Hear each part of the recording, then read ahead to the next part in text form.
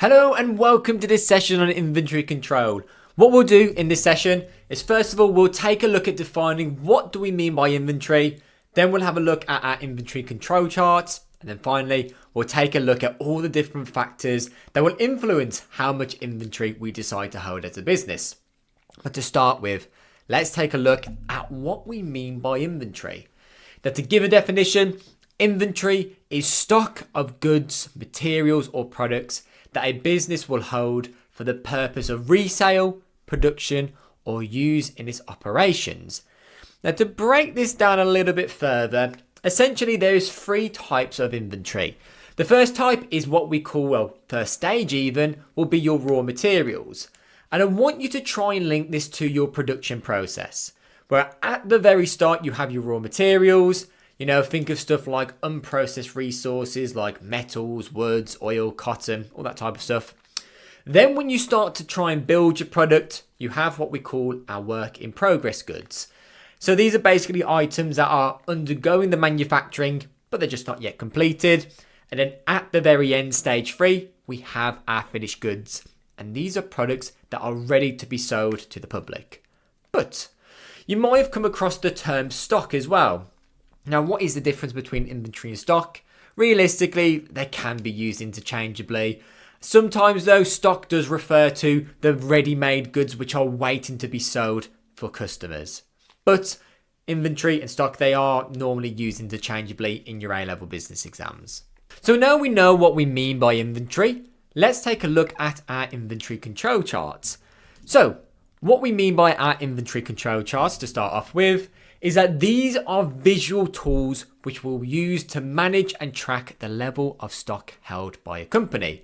And they look something like this. Now, I know there's quite a lot going on there. What we'll do is we'll break down each individual part of our inventory control chart. First of all, we have what we call our reorder level. Now, just to start off with, if you can see that blue zigzag line, that represents the number or the level of stock or inventory that the business has. So essentially, how many products that we have in our storeroom. So we can see when the business hits a certain point in terms of their stock level, we begin to reorder. Now, that reorder level is a predetermined point at which a business decides to place an order for additional stock. Essentially, it will be that trigger for new orders. And the reason why we have our reorder level is to ensure the company has enough stock, obviously, to sell, because we do not want to run out. Now, this will be influenced by the lead time, and I'll cover what we mean by the lead time in just a moment. Next up on our inventory control chart, we have is the minimum level. Pretty self-explanatory. We can see it's dotted in red there.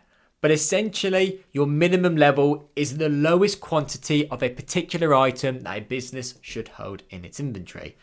Now, going back to this here, we can see that it is above 0.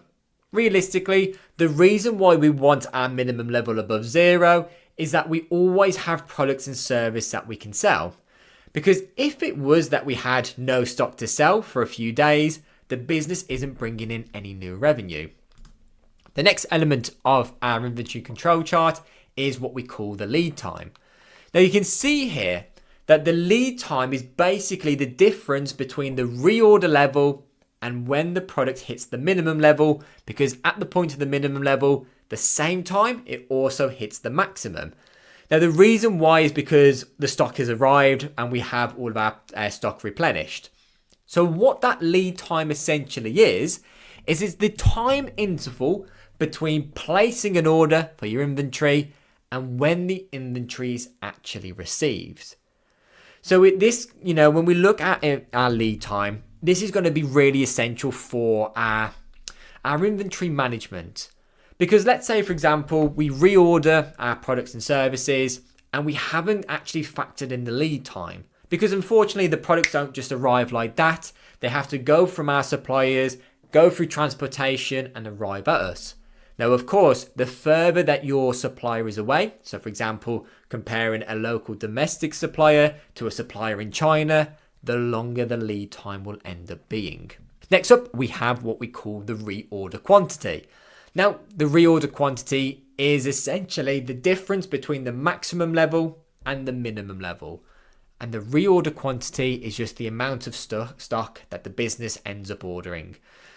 So for example, let's say our maximum level is 500 units, our minimum level is 100 units.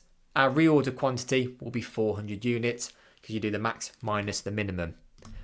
Next up, we have what we call the buffer stock. Now, the buffer stock is also going to be considered as our minimum level. But what we mean by the buffer stock is that this is a reserve of extra inventory. So as I said before, ideally you want that minimum level to be above 0. So as we said, buffer stocks, they're a reserve of extra inventory kept on hand to protect against unexpected demand fluctuations, delays in supplies, or other uncertainties. Essentially, this is basically stock there and it acts as a little bit of a safety net. Now, this can also be called a just-in-case strategy where we don't want our minimum level hitting 0 because if we did run out of stock, as I said, the business isn't making any new revenue. So the idea of a buffer stock is to make sure that, we might have an sudden increase in demand because of a successful marketing campaign. Or, for example, we might have seen a delay in our supply chain. Global events can cause this to increase the lead time. So we want to make sure that we do have a decent amount of products which is waiting to be sold. So what actually is the overall purpose of our inventory control chart? There's a couple of things that we can look into. First point there is that we can monitor and optimize inventory levels over time. Now, once again, the reason why you would want to monitor and optimize that is because you don't want to hold on to too much stock, because if you do hold too much stock, then you're going to have to pay for additional storing costs. You're going to have to pay for, more rent. You're going to have to probably pay for more staff to look over the stock. So we want to find what is our optimal level of inventory. It can also identify trends in stock usage, once again, over time. So basically, how quickly do we end up selling? How can that then help us with our sales forecasts? Ideally, we will want to use our inventory control chart to reduce our storage costs, because if we can optimize our inventory levels and we know what the sweet spot is, for example, considering the lead time, considering our demand levels as well, if the business can try to reduce the amount of storage to the perfect amount that we need, that we never run out of stock, but we're always selling products and service and, they're not going out of date, then you can overall begin to reduce your storage costs to improve your profit margins.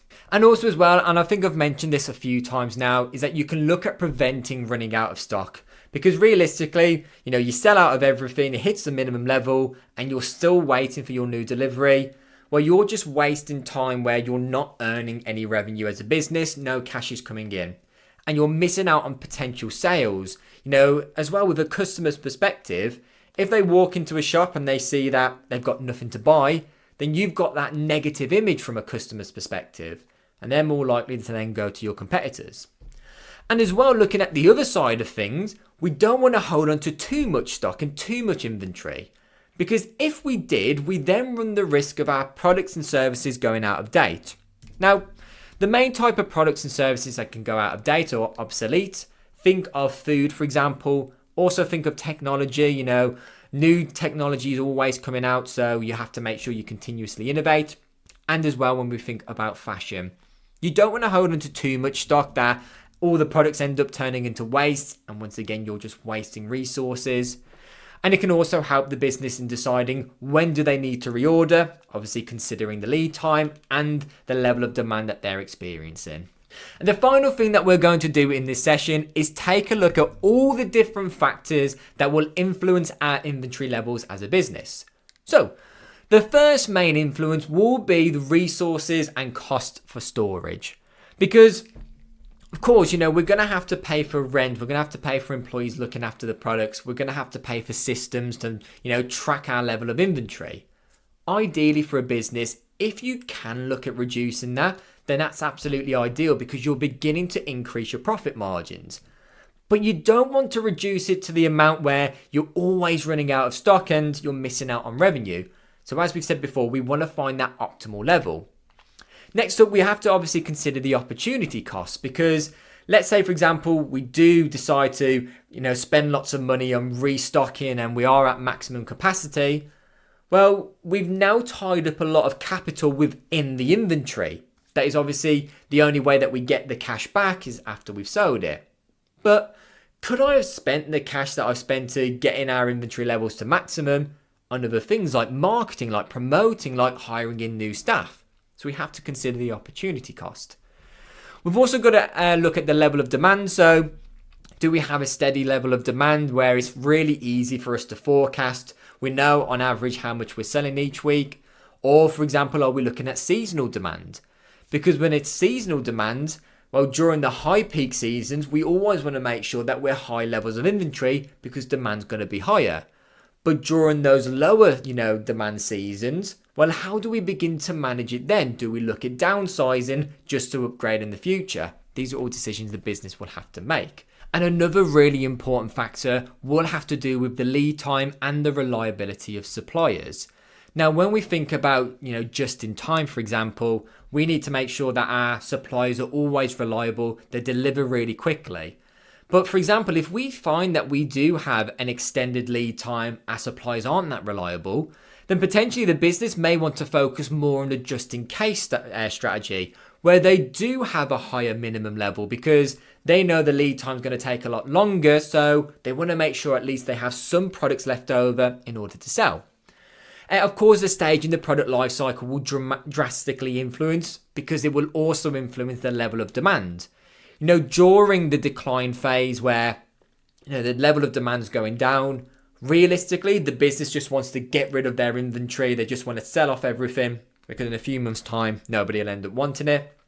But during the growth phase, for example, we need to make sure that potentially inventory levels of our products should be a lot higher because this is when we're experiencing a higher level of demand. And finally, a really, really important factor will be to do with what type of goods we're selling. So if we sell products or services that, are perishable, they can go obsolete, which essentially just means out of date, then we don't want to have extremely high levels of inventory because if we do, for example, not have the level of demand that we was expecting, then we're just going to end up wasting loads of products and services, which obviously cost the business a lot of resources and a lot of money. Thank you so much for watching this session on inventory control, and I'll see you in the next one.